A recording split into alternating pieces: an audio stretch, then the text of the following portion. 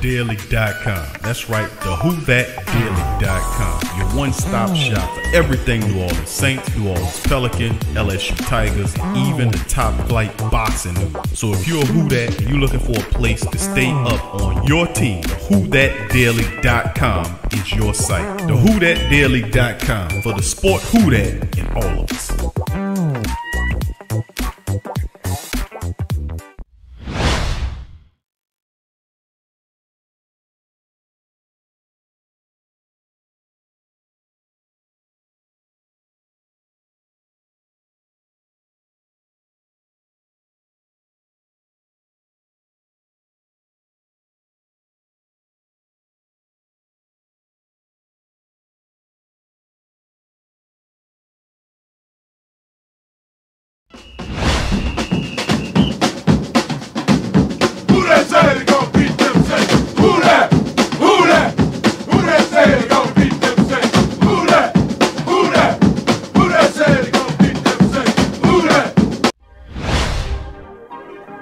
Yeah.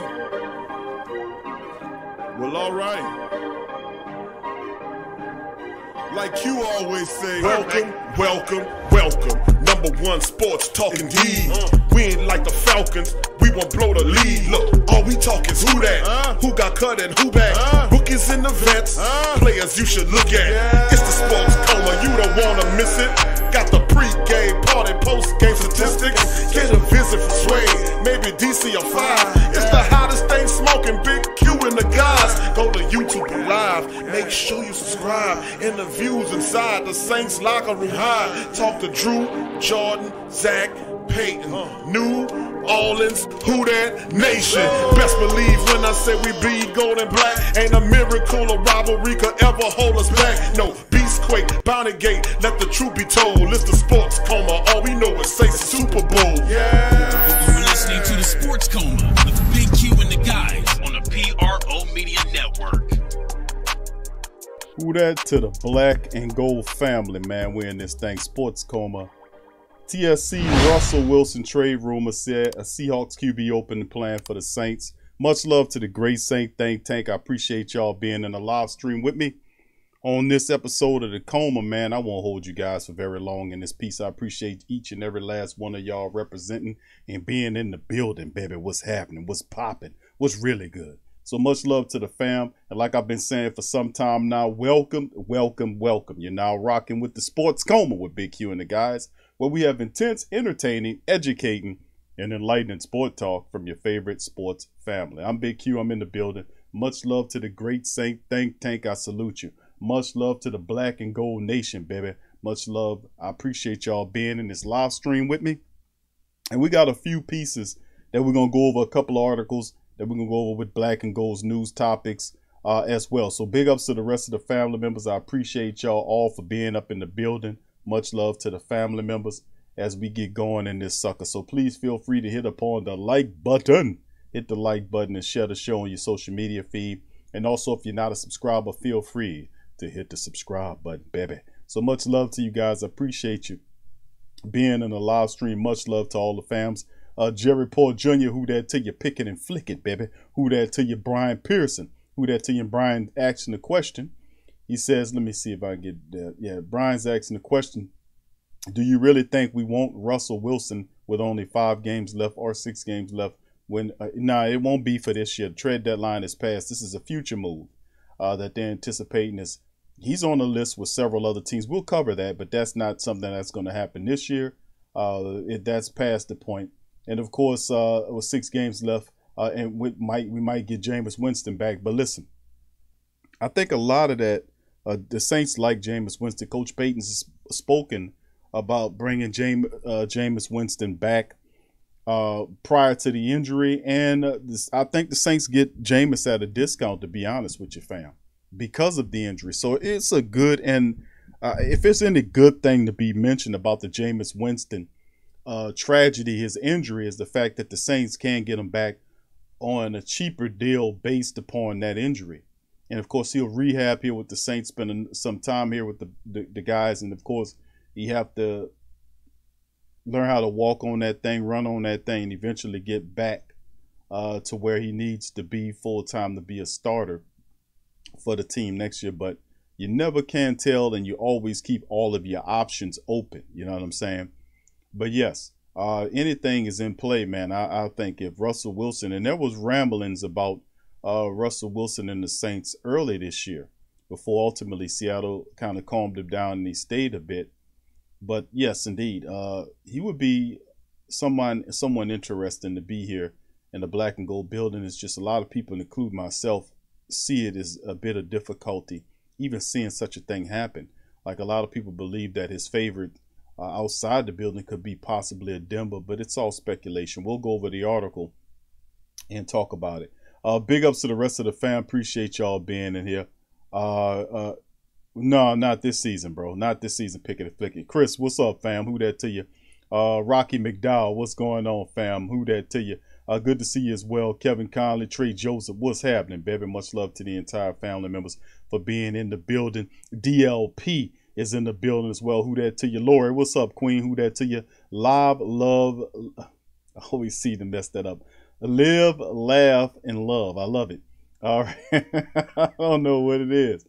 I always seem to screw it up the first time, but I get it on the second time. So much love to you. Appreciate you.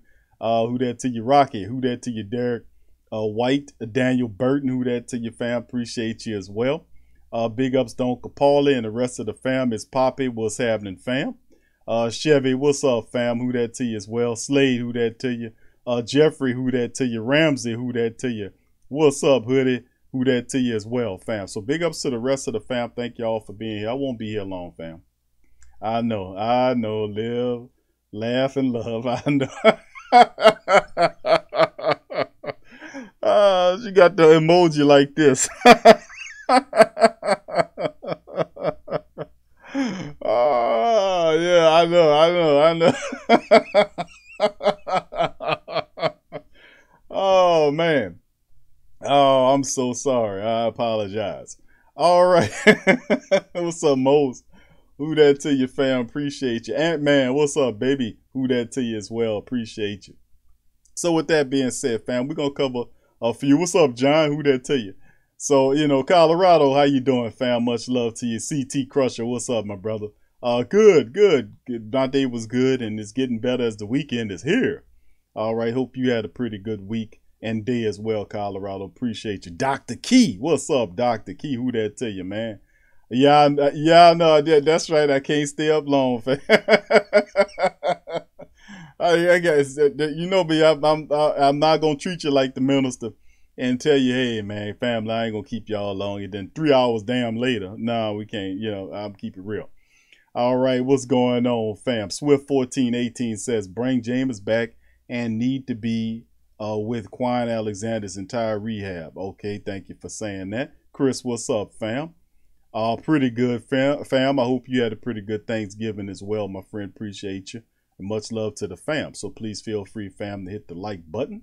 If you're not a subscriber, hit the hell out of that damn subscribe button as well. And man says Big Key, your favorite commission was at the game tonight. I can't despise that guy. What's up, Ahmad, man? Who that to you? Good to see you, fam. Been a while since I seen brother Ahmad on the stream as well.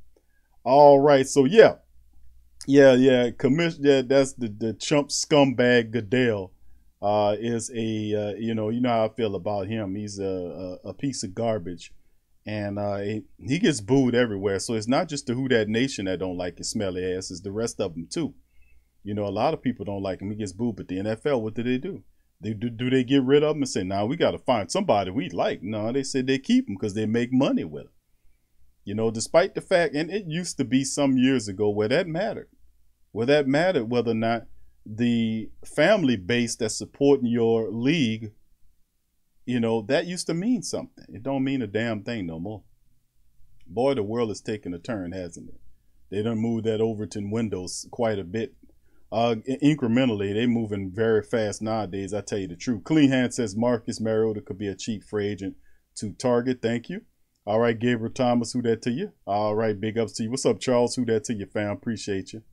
Yeah, he says, bro, Wilson can't save us. We need. I don't think he meant to be a savior. I think the Saints need to build up some stuff for whoever they put back there, that offensive line has got to retool for next year, no doubt about it. The mentality and the toughness of the Saints offensive line is I've been challenging that more so this year than I've in previous years, as I would see the mentality and the mind frame of the offensive line for the black and gold set the barometer in terms of toughness going into a lot of the games in recent memory.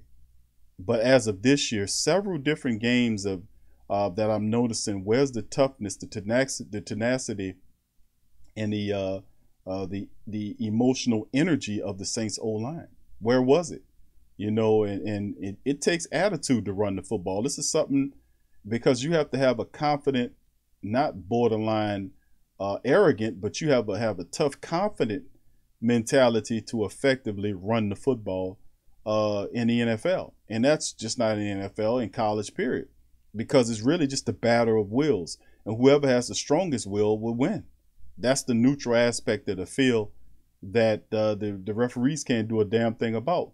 When we're dominating our adversaries, the referees can't do a damn thing about it. We've won many games because we had that mindset. And I've been questioning where has been the consistent mindset of domination for the Saints O-line. Where has it been? So, I mean, it's been really kind of strange to see that happening. But anyway, I see that with Teron Armstead, your bookend left tackle, going, you're going to have to make some news. And like I said, 2+ years ago, I called it. And I said, well, Teron Armstead eventually will leave. You're going to have to, Ramczyk will be the new left tackle. They'll move him, pay him, and move him to that side. And the Saints will have to kind of reformat things. Well, Armstead leaves. Don't be surprised if you see some more changes happen along the Saints offensive line, to be honest with you.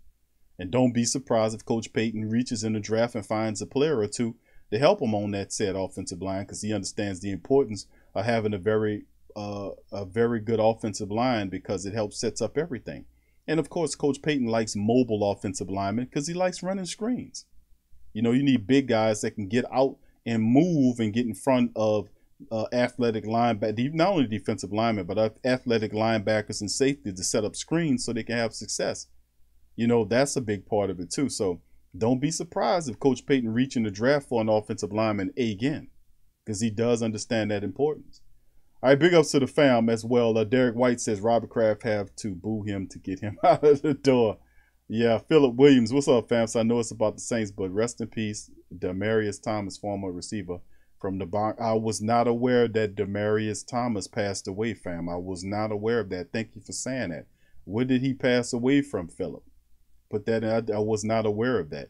Charles says we need to rebuild our line back. Ram is the only one legit. Thank you. Yeah, Last Saint. Yeah, I did not know that, fam. What happened to the brother? Yeah, Charles says when we beating on these teams, Sean Payton loved the petty. Yeah, I mean, sometimes Coach Payton, he's gonna do what's right for the team. And listen, fam, the Ruiz pick was something I was like, okay, hold on, what are you doing here? And at the time, remember we had, what's his name, man? Can't think of the brother's name right now. Boy, I tell you, time really moves fast. A couple of games. But we had the offensive guard here was coming off the back-to-back Pro Bowls. Y'all put his name in the chat. I can't even think of his name right now. And then we just had to get from up under him. And Ruiz was the pick. And then Ruiz comes in. He don't even play center. He played guard. And I'm like, if you want a guard, pick a damn guard.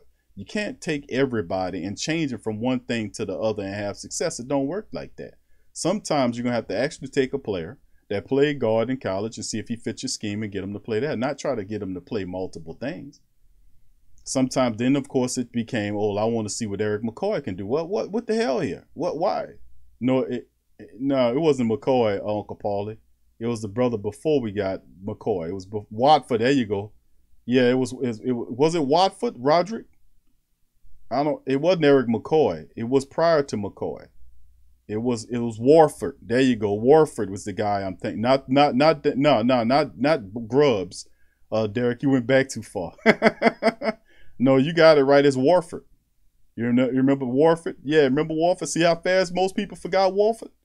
Warford was the guy we just had to get from Larry Warford. That's right. Thank you, Derek. That's what we just had to get from Larry Warford. Back-to-back Pro Bowls. We just had to get from up under Larry Warford. He was this, he was that, and all this kind of old stuff. And then you get Ruiz. But the thing is, Coach Payton also understands the importance of having a very good offensive line and a very good defensive line. He can't execute nothing if he don't build that offensive line. That's why he always taking a stab to see if he can improve the offensive line. We also realize that the black and gold have to be able to build upon, the depth situation as well, man. I'm telling you, man, it can get catastrophic real fast, just like what happened this year. So we're going to get into some of that. But yeah, a lot of family members forgot Larry Warford. Ain't that something, fam? Just that damn fast. See how y'all forgot like I forgot. Yeah, I remember Jamal Brown too, Uncle Paulie. That was some time ago. I also remember, what was the other guy? Wayne Gandy. Man, my Saints brain go back way far back, but I remember some of the names that we had. But yeah, we had to get from up under Larry Warford. And then Cesar Ruiz comes in here, and then the whole situation with Drew Brees' hand. And then, of course, he has not been looking too good, and I can't really be, looking at, but like I said, it's just how it is. You have to improve the offensive line, but we'll see what Coach Payton goes in the draft, man. That's a ways to go as the season is still ongoing. So appreciate the family being in the building. Please, family, hit the like button if y'all coming in. There's over 80 of us in here. Hit the like button. Subscribe if you're not a subscriber, and share the show's social media, a link on your social media feed for other Saints family members. But yeah, Roger says Warford was the start of the breakdown of the roster. Yeah, they blamed everything on Larry Warford. Oh, he was the guy. He was missing blocks in the Minnesota Vikings playoff game where we just looked like crap in. And then, of course, that's not true. If you go back and watch the tape, they all were getting handled. It takes a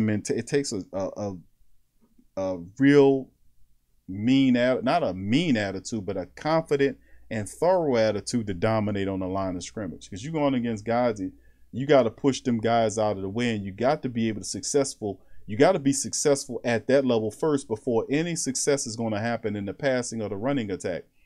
And simply and put, even when you have injuries activate, like, and they act as a floor to everything else, because the offensive line is the foundation of which the Saints offense is built, not the skill positions. If you don't have a good offensive line, them skill position players, you're not going to be able to get them to maximize their potential, because the offensive line has to be able to stabilize to a degree and dominate. And then from that, you get a strong running game and be able to protect the quarterback so you can get access to the passing attack. So it all starts with a very good offensive line. That's why I look at some of these really bad, these ugly teams. And 9 times out of 10, you look at a lot of them, they have very bad problems with the offensive line. They got guys there that's mismatched pieces that's not playing. They're not on the same page. It's a bunch of boulder dash going on with the O-line. So offensively speaking, you got to have that if you're going to have success. And for many years, the Saints had success. But when you start seeing guys systematically in and out, and the guys that they're putting in, it's not on the same page in terms of scheme and blocking, you're going to have problems all over the place. You can't run the damn ball. You can't do a damn thing. You can't pass the ball. None of that. So, I mean, in the end, we'll see where Coach Payton goes. But like I told the family members, don't be surprised if you see your coach reach up and try to grab at an offensive lineman in the draft. He's trying to protect his interests offensively speaking. But anyway, let's get into the news, family, as we get going. Saints Thursday injury report 2021, week 14 versus the New York Jets. 8 Saints listed on that damn injury report. And here we go in it. 8 players for the black and gold on the list. Let's get on into it for the injury report. You see Ramczyk at the top of the list. Once again, DNP. I do not anticipate Ramczyk playing in the game. We got one more practice day Friday, but he was DNP Wednesday and Thursday. Would be surprised if he's good to go for the Friday matchup. I'm anticipating, word on the street is that Ram probably won't play until the following game.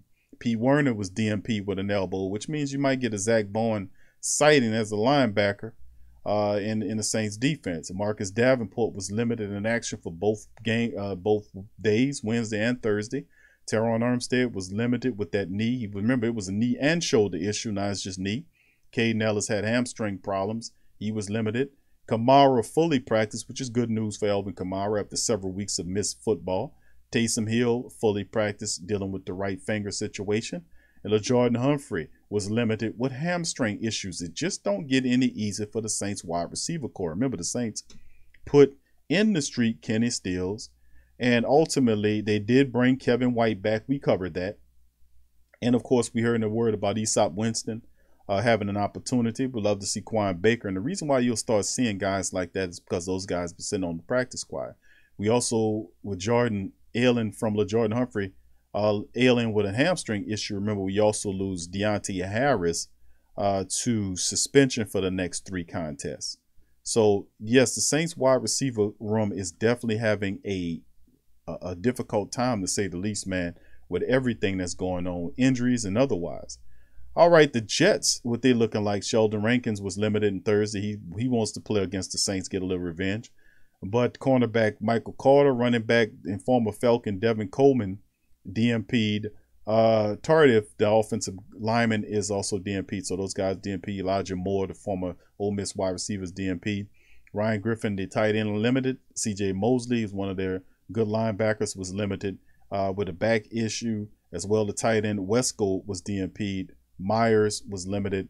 As you can see, linebacker Nassaruddin is limited, and Zach Wilson, the quarterback, fully practiced, dealing with a knee issue. So we'll see how that's shaking. But the Saints, man, ailing a bit. Ramczyk, Pete Werner, those guys were DNP'd as well. But truth be told, the Saints have more than enough weapons that should be able to beat the New York Jets. Not to discount the Jets in any form or fashion, but the Saints should have enough talent to be able to take care of the likes of the Jets if they really want to keep this thing going on the right side of things. You know what I'm saying, family? So let's keep on jumping. Let's get to the next one. This one's coming from the Saints wire. Chauncey Gardner-Johnson, a.k.a. CD Deuce, is designated to return from the Saints IR, which is a good news to get him back there. And, of course, this comes from Mr. Sigler. Some big help is on the way for the Saints defense. C.J. Gardner-Johnson was designated to return from IR Wednesday, having missed 4 games with a foot issue. Getting their starting slot defender back in the mix will help New Orleans clean up coverage on both end as well as the lapses in tackling. He's a firebrand who helps get everyone around him up to speed. I wish we had a Chauncey Gardner-Johnson on offense, that's for certain.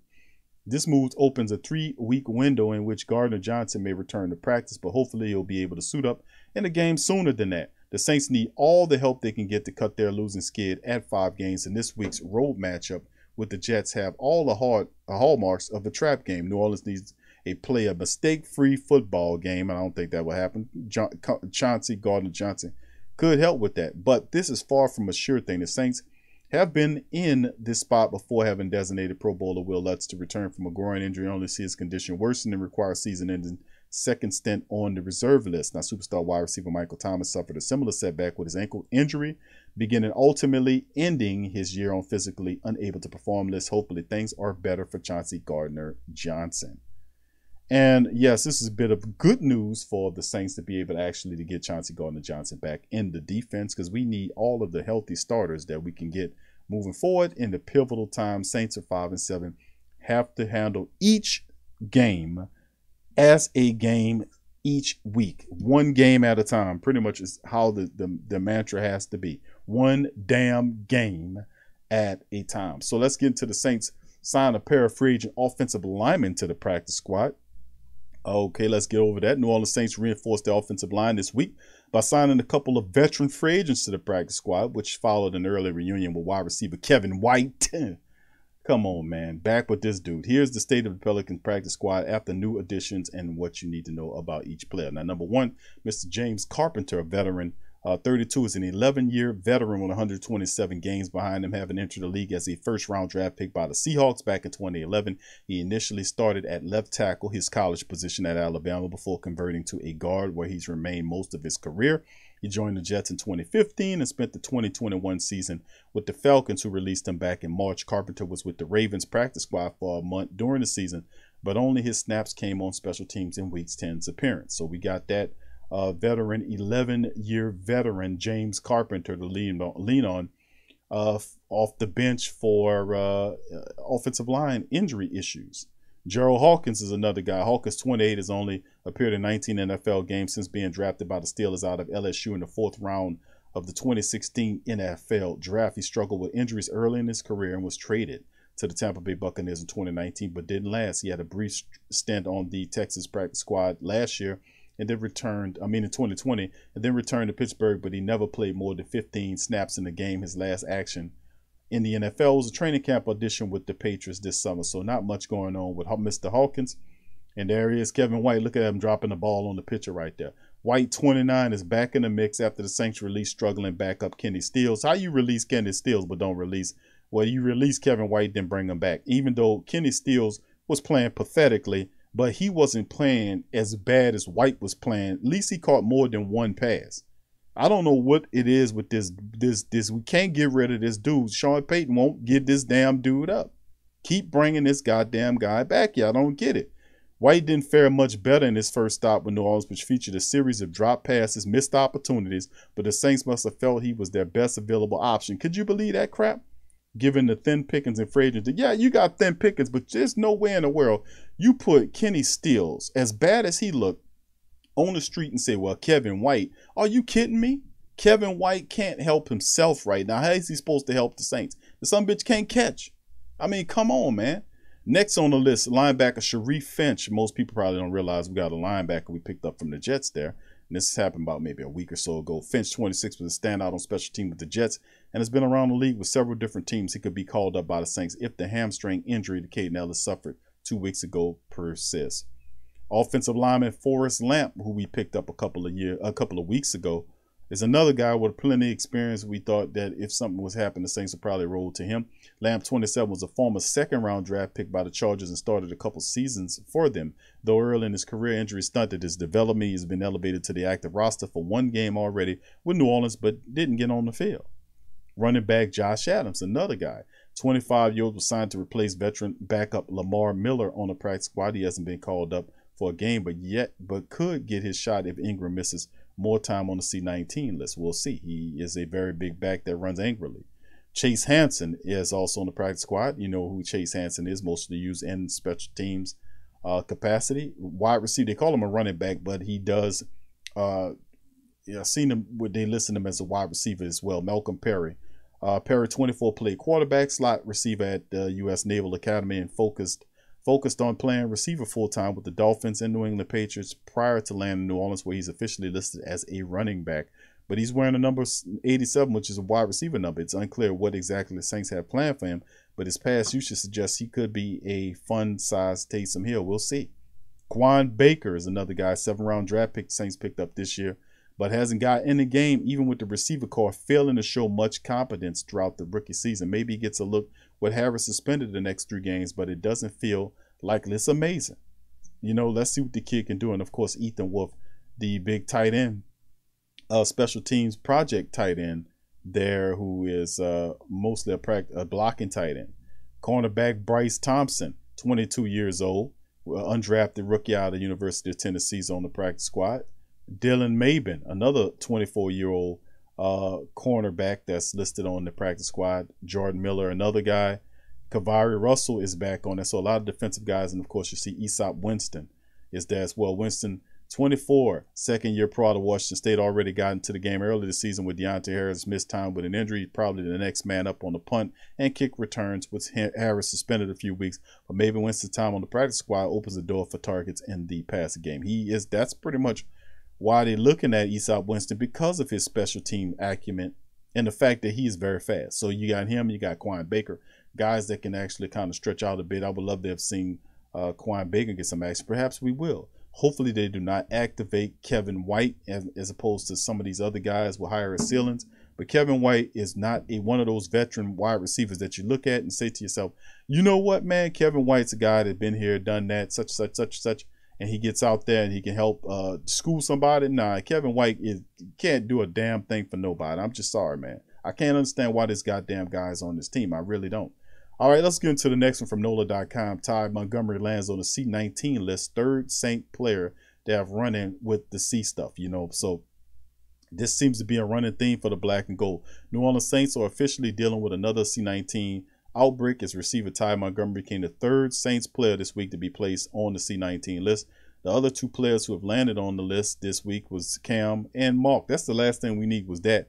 If Montgomery is, you know what, and in asymptomatic, he can return to the team after returning 2 negative tests. But I thought that if you got it, you got it. You wasn't supposed to be able to get it. But anyway, however, the timeline for him to test negative twice ahead of Sunday's game against New York Jets is unlikely, meaning he's more than likely out for this week's game. Montgomery has been previously missed 2 games this season, missing the Week 9 game against the Falcons due to a hamstring injury.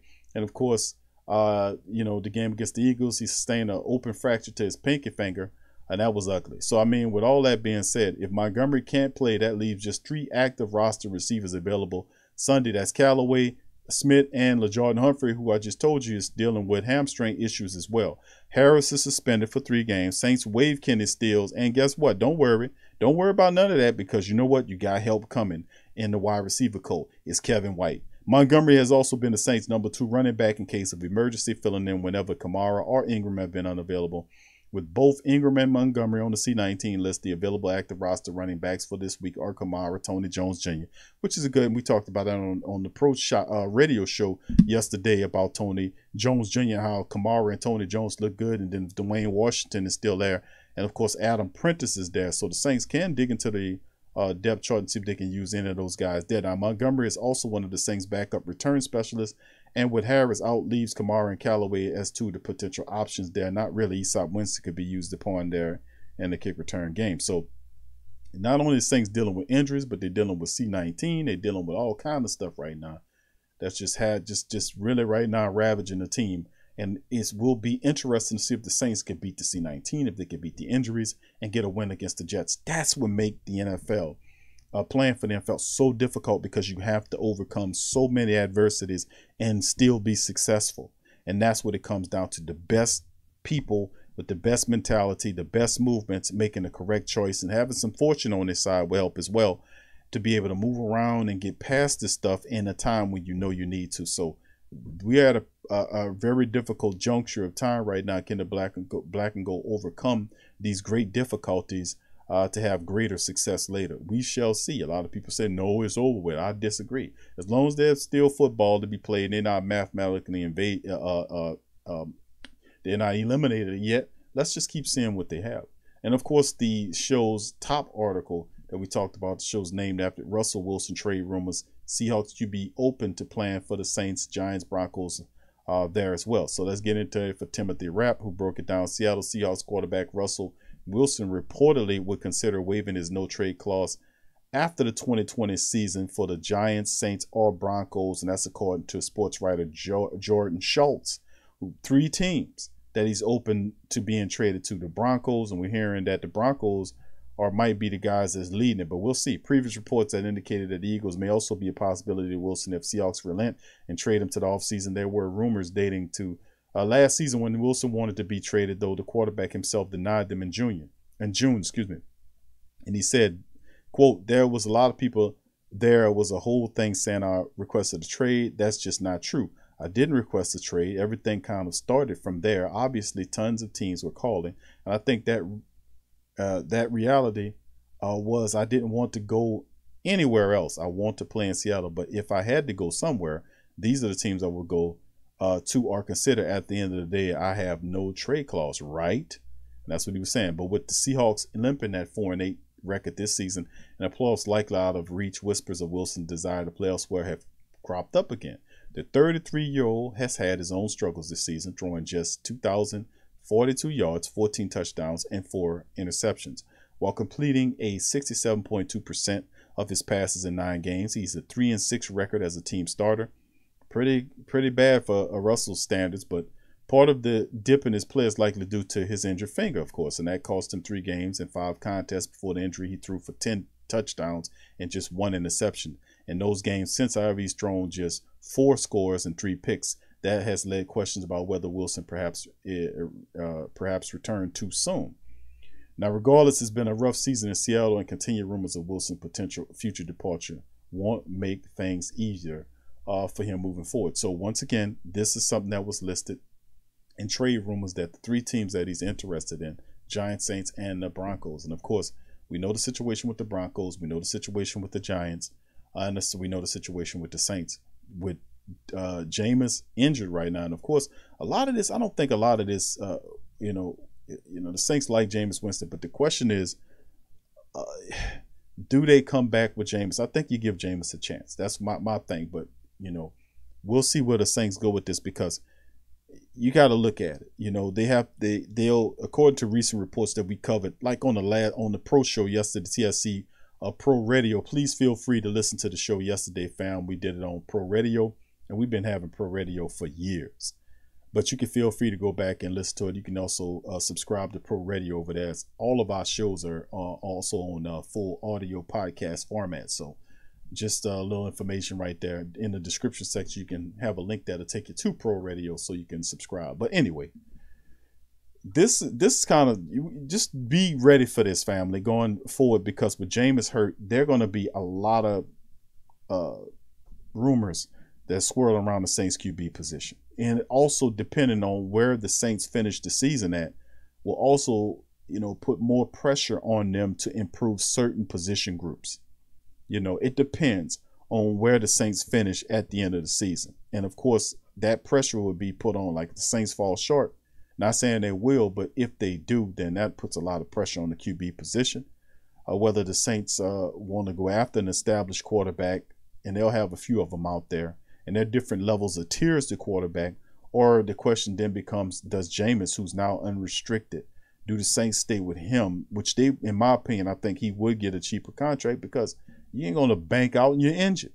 So your money demands come down a bit, and I think that helps the Saints help to retain him if that's the direction in which the team wants to flow. We already know that they done signed on for Taysom for, with this 4-year extension. So we know Taysom Hill's going to be here. Is Jameis going to be here? What does it look like moving forward? Well, we will see as the season moves forward. This is just another interesting chip thrown into the mix of stuff happening with our quarterbacks right now. So, anywho, it would be nice seeing Russell Wilson in that number 3, that black and gold 3. I think that's Will Lutz's number right now. I'm pretty sure Will, if that happened, I'm pretty sure he would sell that shit to him, and move forward. Okay, then that's the final article right here, fam. The Saints' Terron Armstead continues to hold top Pro Bowl voting spot among NFC tackles. He has tallied up over 82,000 fan votes, which is utterly ridiculous. It doesn't make any sense. This is probably one of the worst seasons I ever played. I don't know what these people are looking at.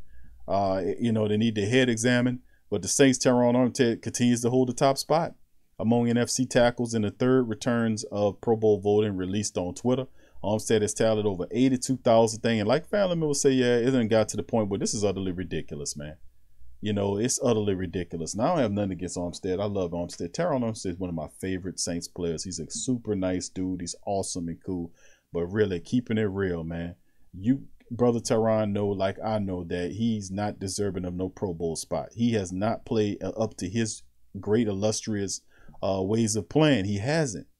He hasn't. He missed a bunch of games. He's got blown by, pushed down. He's a bunch of penalties. What was the game where several different times he didn't even get out of his stance for the game? Guys blowing past him. Really? It's just, and this disrespects the whole Pro Bowl thing when you allow people who don't even know what the hell going on come up here and start voting for players, and these players right here having really shitty years. That just takes all of, we need true professionals in there that's going, go back to the olden days when we take these people out of here because they don't know what the hell they're talking about. There's no way Terron Armstead should be leading any offensive tackle in the NFC with fan votes to go to the Pro Bowl. Pro Bowl for what? For playing like shit? I mean, no, man. Okay, you could put them in there but listen, absolutely not. This is utterly preposterous and ridiculous. And it just sheds a really bad light on the Pro Bowl, which it might as well be an awards show, man. It might as well be, man. I'm just sick of the whole damn thing, to be honest with you. But anyway, let's recap the stories that we covered in this shortened show. Saints Thursday injury report. We covered the news on that. As you see, several Saints players, and 2 of them DNP, Ryan Ranchak and Pete Werner. DNP, Davenport, Armstead, Caden Ellis did play in a limited capacity. Kamara fully practiced along with Taysom Hill. And limited was LeJarden Humphrey in a wide receiver core because of hamstring issues. So the Saints really suffering in the wide receiver room right now. And we'll see how we still got another day left to see what Coach Payton do. But the Jets, man, the Saints, we'll see how it all happens moving forward. Of course, we covered Chauncey Gardner-Johnson designated to return from the IR, which is good news for the Saints defense. We talked about the practice squad additions of Hawkins and offensive lineman James Carpenter to our practice squad as we went over the entire practice squad. And yes, Kevin White is back.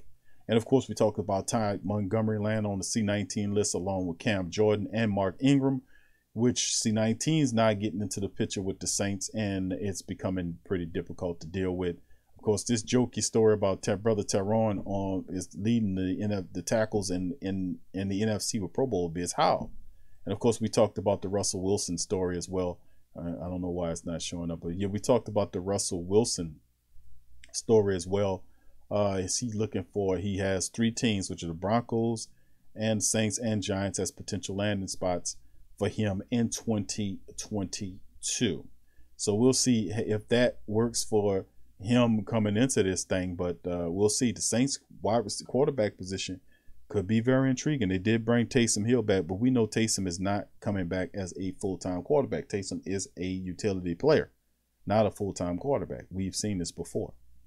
All right, fam. So that's some of the news and notes that we covered in this situation. And like I've said, man, very intriguing motions and moves is to see what a guy like Russell Wilson will look like. Of course, the Saints have to improve upon the offensive line for any quarterback that you put back there. To be quite honest with you, the Saints offensive line has deteriorated to me, not due to injury. When the Saints offensive line were healthy, I still had issues with the mentality, this dead ass mediocre milk toast ass mentality that they were having against other defensive lines was appalling. I mean, we had no emotion. There was no emotion, no intensity. You know, none of that. It was absent in several contests this year. Where was that mentality at? That fierce, confident, that we have bull over your ass mentality, and it just wasn't present in this line. It really sucks, man. It sucks. So I mean, of course, if you're looking at the Saints old line, Andrew Pete is a guy that I'm pretty sure the Saints are going to try to take his money back from him, or as much money as they could take. I don't know about trading him. I know they're not going to release him. That'll be a lot of dead cap. But, you know, you have to also look at other guys around him. They did pick up Landon Young. He got injured with a foot issue on the IR. So the Saints are going to keep trying to improve that offensive line. They got to. They got to. Charles said they voted for Armstead like he retiring at the end of the season. That's the only reason I see. I don't think he's retiring. I think Teron Armstead is going to continue to play for somebody else, just like what happened with Tommy Morstead. Then again, we'll see. Clean Hand says if Wilson gets traded, it will be to Vegas. Sierra can perform while Russell watches the kids. Oh, well, I hear that. I hear that. All right. Big ups to the rest of the family. Kevin says, Big Q, if Jameis can take his time to sharpen his mental focus, I learned. He says, learn the call defensive fronts, call Jameis, and watch tons of video. Yeah, we'll see. We'll see, fam. We'll see. But the Saints are not getting any healthy. That's the only thing. It's like, okay, we'll keep the team together because of the veterans, and we continue to have success because we have the good mix of veteran and youth. But if the team bottoms out, and I'm not saying they will, but if they bottom out, you have to rethink that whole veteran focus thing, not just certain core guys you're going to have to learn to live with. I'm still against getting rid of a guy like Cam Jordan because you don't have anybody to replace him. I mean, there's nobody as consistent as Cam Jordan on this team. It took C-19 to knock him off of that roster. Well, he had 170-plus consecutive starts. He never missed a game in the NFL. That's Cam Jordan, man. For the Saints, that is Mr. Availability. And then right behind him is Demario Davis. Those are staples there because those guys are fortunate to be able to just play football where others can't stay on the field. Guys like Traquan Smith, guys like Davenport, and it goes on and on and on and on. But Cam Jordan and Demario Davis, those guys are there in and out, you know. So, I mean, at some point, you know, the Saints' focus has to shift where they'll start looking at this thing and saying to themselves well, we don't have as much money. We're going to be over the cap by $60 million in 2022, according to the projections. We have to come up with a feasible and sustainable mentality to have moving forward, until the money jumps, then we can get back to our old irresponsible money spending ways.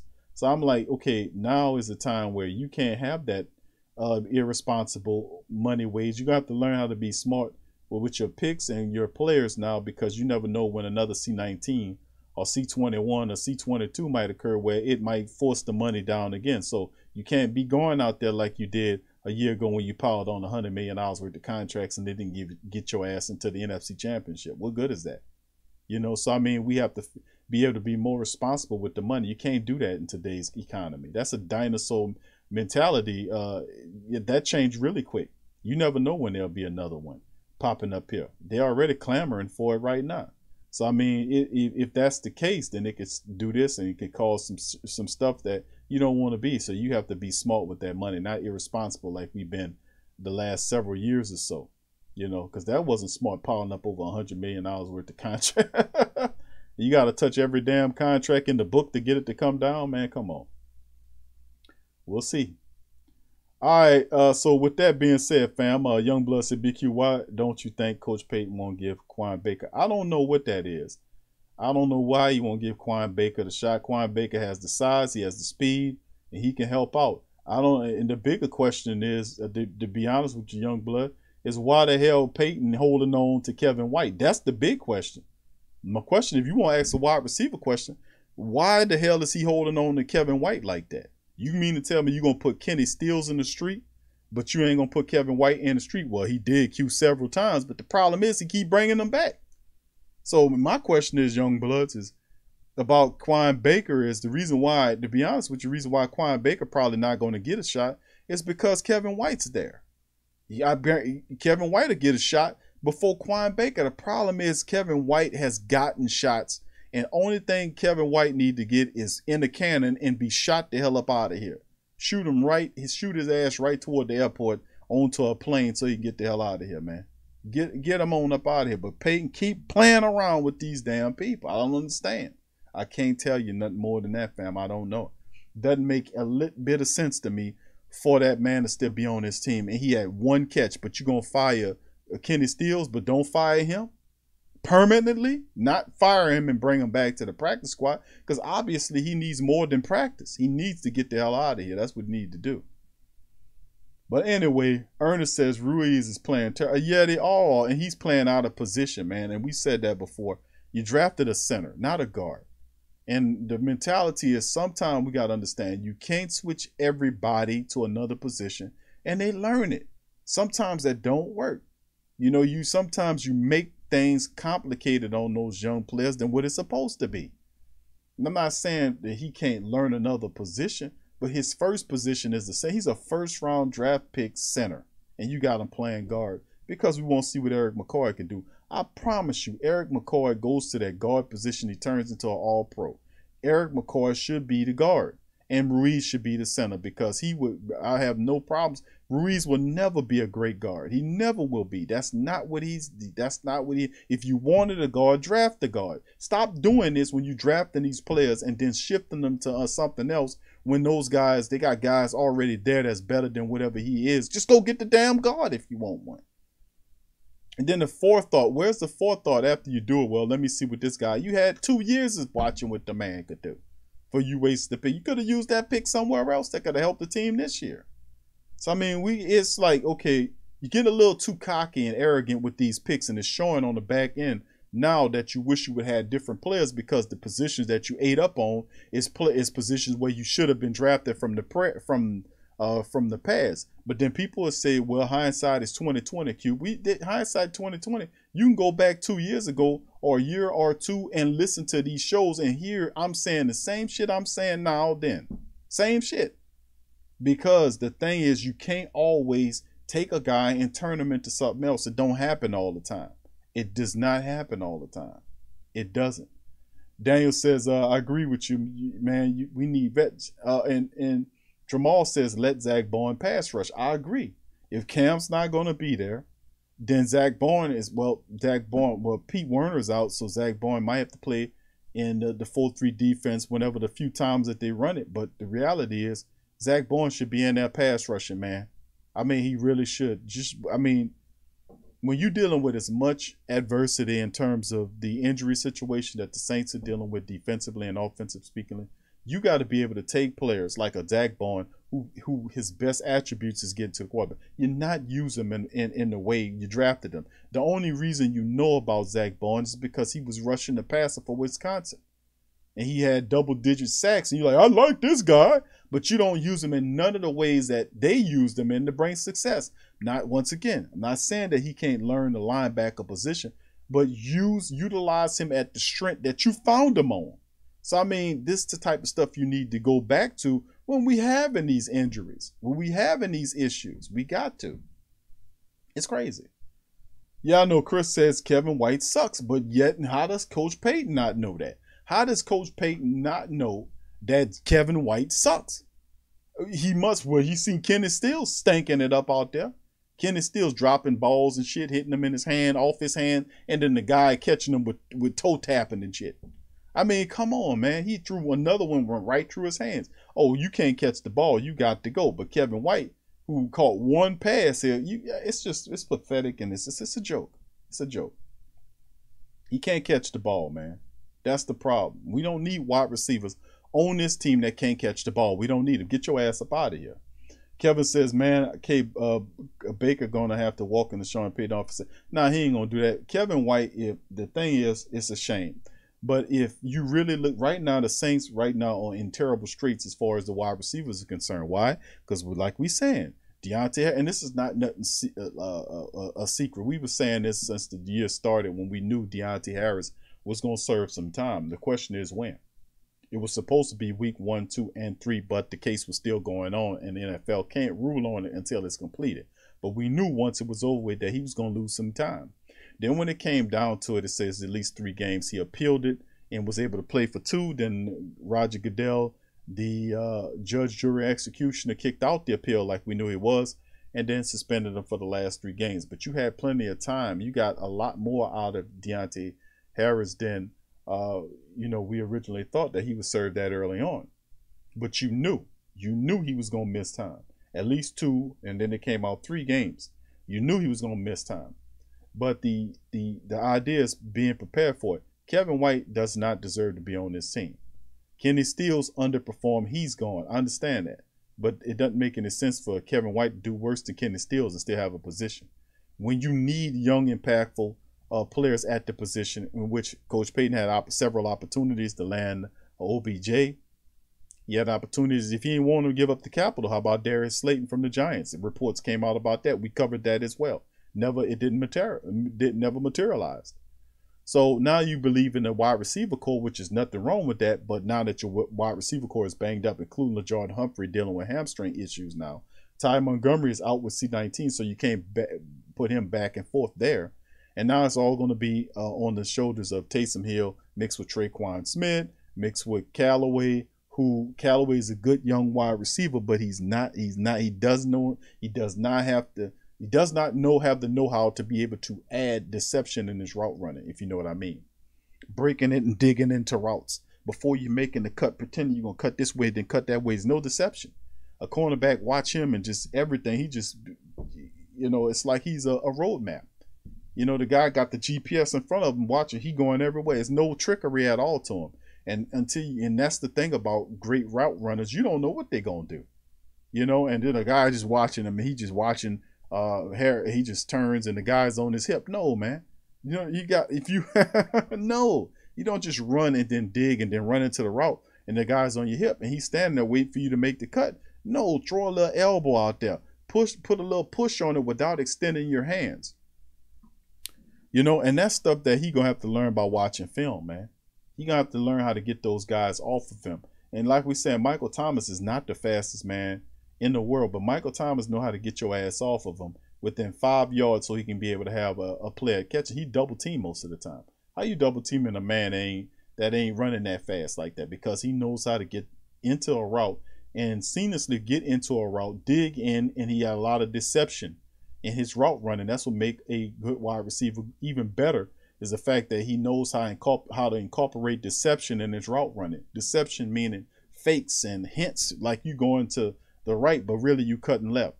Knowing how to use your arm, or if the guy close to you, kind of throw that elbow out there to separate. Knowing how to put your hands out without fully extending them, so the referee said, oh, that's an offensive pass interference. No. You got to know how to get guys off you, and he doesn't know how to do that. That's why a lot of his catches, meaning Callaway's catches, when guys on him are deflected balls or the guy's knocking the ball away because the cornerback reading them like a book. But I'm saying, with that being said, is you have the only other wide receivers that the Saints can rely on that can really help them from the practice squad are Quine Baker and Easop Winston.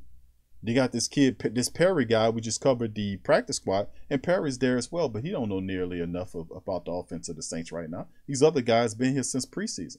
So, I mean, and of course, Taysom Hill will be thrown in the mix to help out as well. So, you know how all this is going to flow. It just is what it is, man. All right, Tim says Traquan last. Oh, no doubt about it. It's definitely Traquan Smith's last year here. Yeah, it's definitely, this is sad. Yeah, Kevin says, I'm glad LaJordan is getting some run. Okay, Big Q, enjoy yourself. Yeah, you do that. I'm about to go get some rest too much, Sam. This will be the last in a little few minutes of the show right here. Yeah, he said, yeah, Tennessee used Callaway as a deep threat Q. He didn't run any immediate routes. Yeah, they need him in that position. But see, when he does that, but learning that helps him out as a deep threat as well.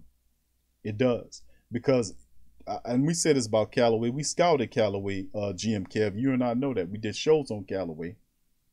And scouted Callaway says his best attribute is what? Catching contested balls. That's all what I've always said about him. When you put the film on when he was at the University of Tennessee, the best thing he did was contested. That's all he did. People climbing all over him. He catches contested passes on the film. But yes, his route running has to improve. If you're a wide receiver and you're a deep threat wide receiver, you're gonna have to learn how to run routes, whether the deep routes or intermediate, whatever. If you be a balanced guy, and that's what I'm saying. Still in all, deception is used even on the long route running, though, Kev. You know that. You know, stops and the stop and goes, like you breaking it down, like you about to cut across or cut. You know, you're gonna have an out or an in.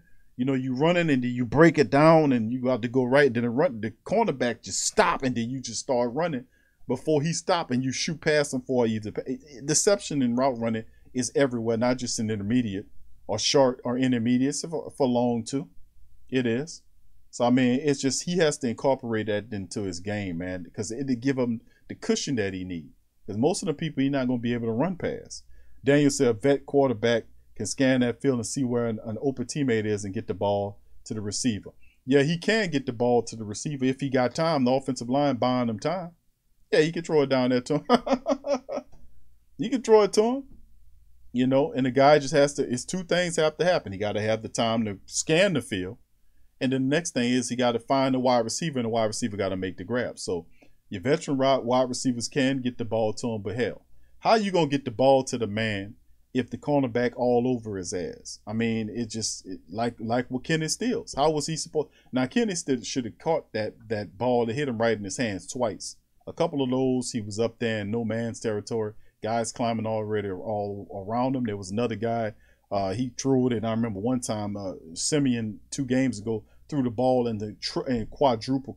Actually, it was four guys out there, and the guy in the middle of them, they all converging on him. Come on, you can't set traps for your wide receivers too. You see whether he might not see who's in front of him because he's looking back at your ass, waiting for the pass.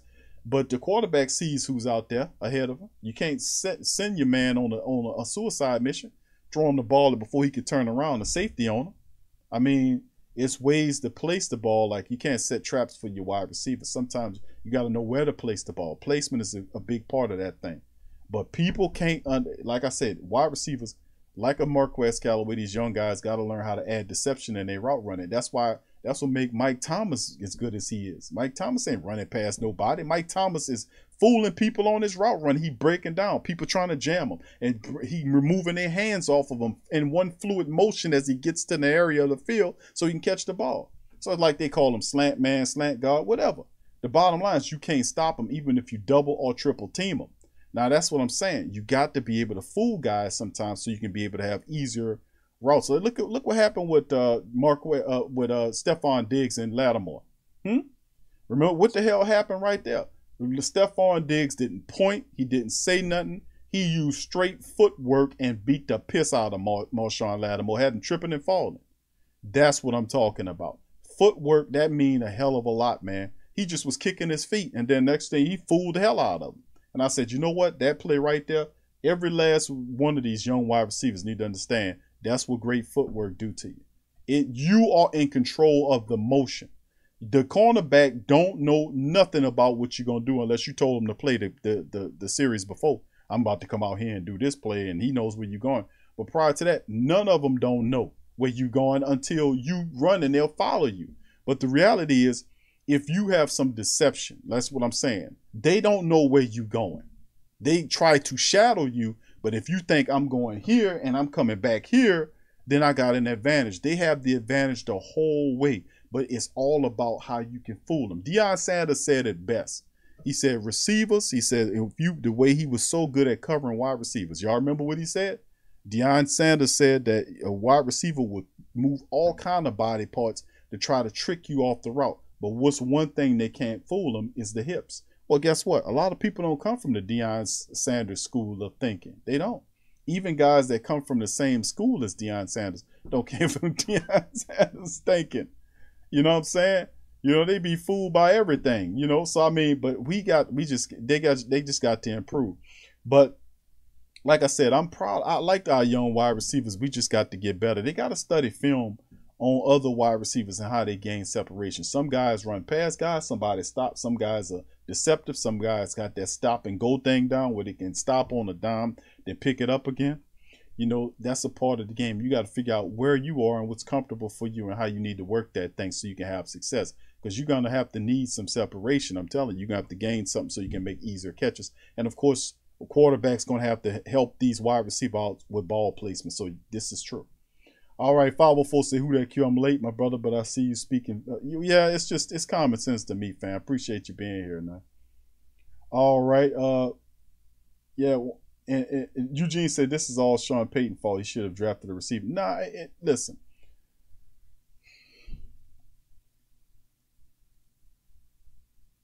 People saying about the Sean Payton drafting the wide receiver skill position a thing. And I guess a lot of people, because of the team is failing right now in certain areas, he could have approached it, not even, I get you on the draft, but even something as recent as several weeks ago during the trade deadline. There were guys that we could have got that could have helped out the wide receiver room.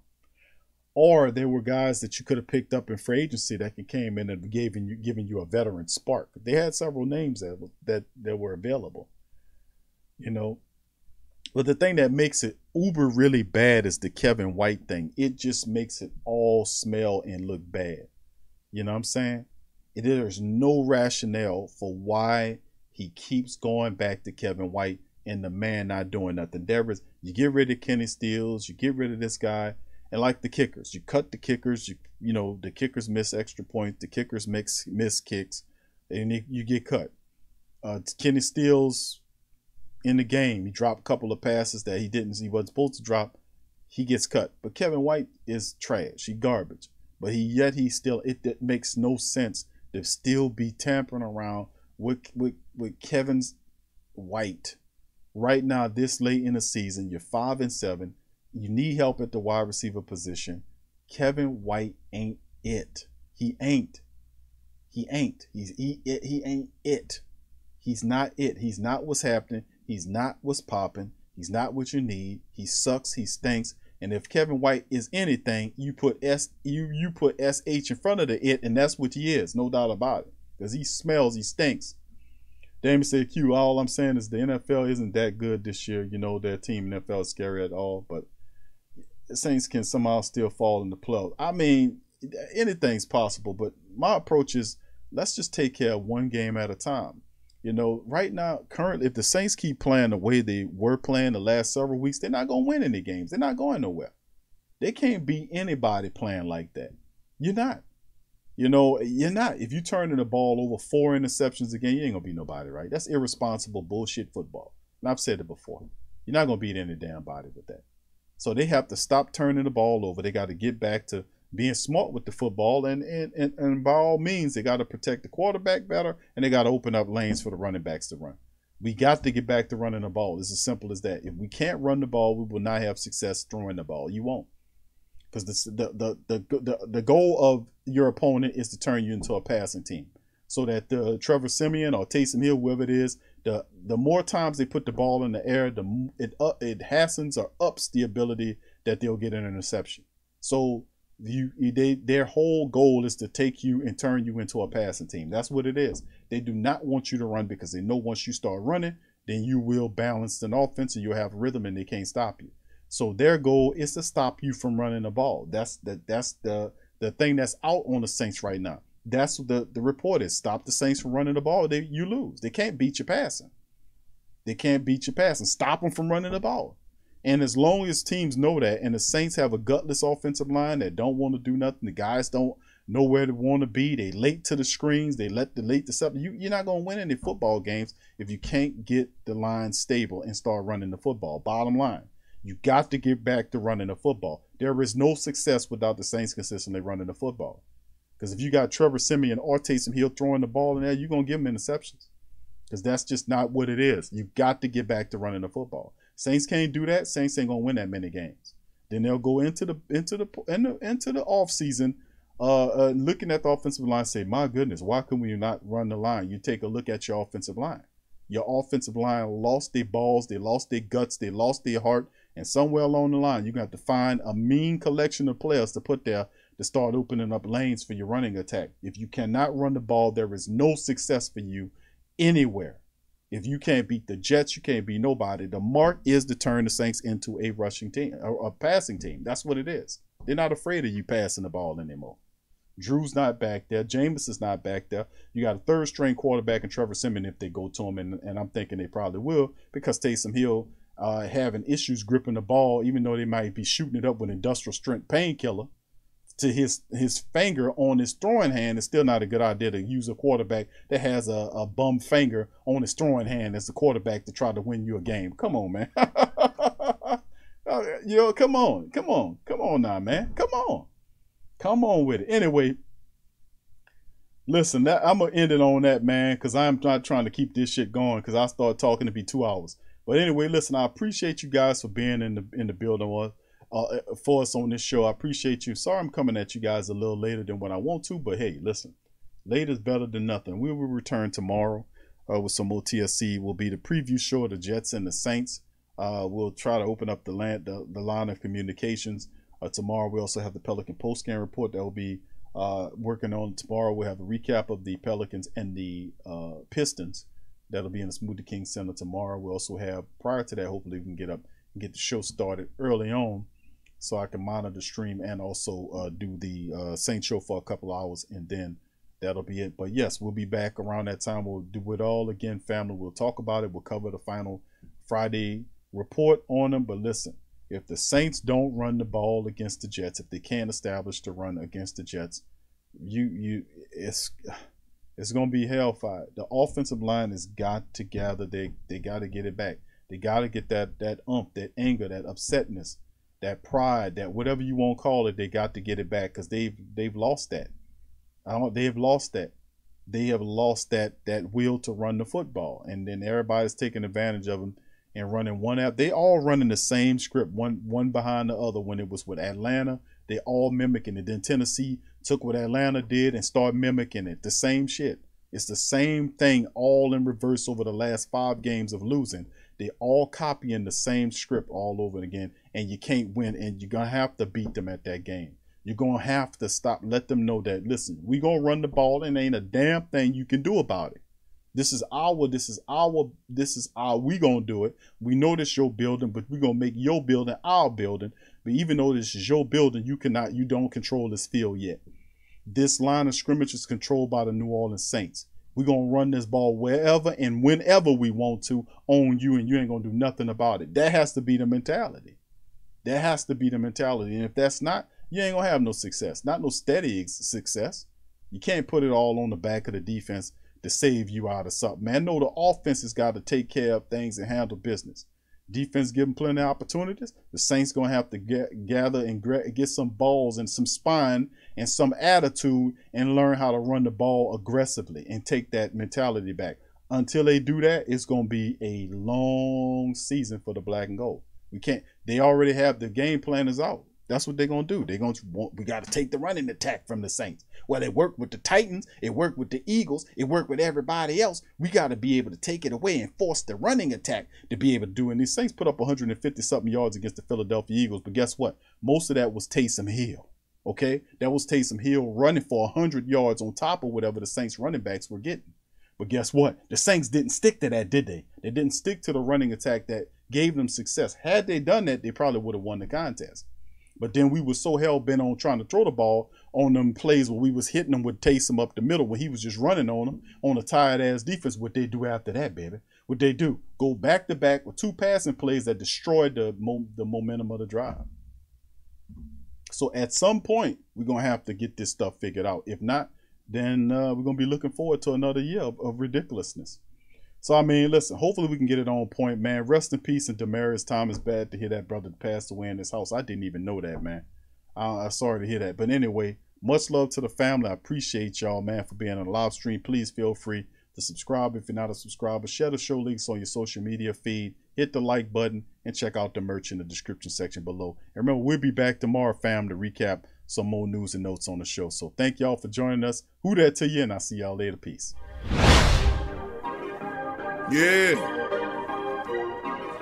Well, all right. Like you always say, welcome, welcome, welcome. #1 sports talking D. We ain't like the Falcons. We won't blow the lead. Look, all we talk is who that, who got cut and who back. Rookies and the vets, players you should look at. It's the sports coma, you don't wanna miss it. Got the pre-game party, post-game statistics. Get a visit from Sway, maybe DC or 5. It's the hottest thing smoking, Big Q and the guys. Go to YouTube Live, make sure you subscribe. Interviews inside the Saints locker room high. Talk to Drew, Jordan, Zach, Peyton, New Orleans, who that nation.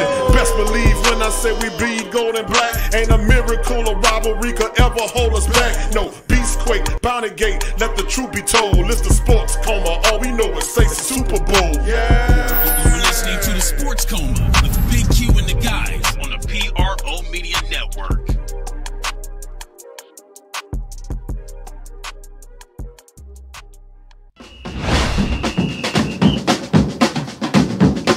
Say they gon' beat them Saints. Who that? Who that? Who that say they gon' beat them Saints? Who that? Who that? Who that say they gon' beat them Saints? Who that? WhoThatDaily.com. That's right, the WhoThatDaily.com. Your one-stop shop for everything New Orleans Saints, New Orleans Pelicans, LSU Tigers, even the top flight boxing news. So if you're a Who That and you're looking for a place to stay up on your team, WhoThatDaily.com is your site. The WhoThatDaily.com for the sport Who That in all of us.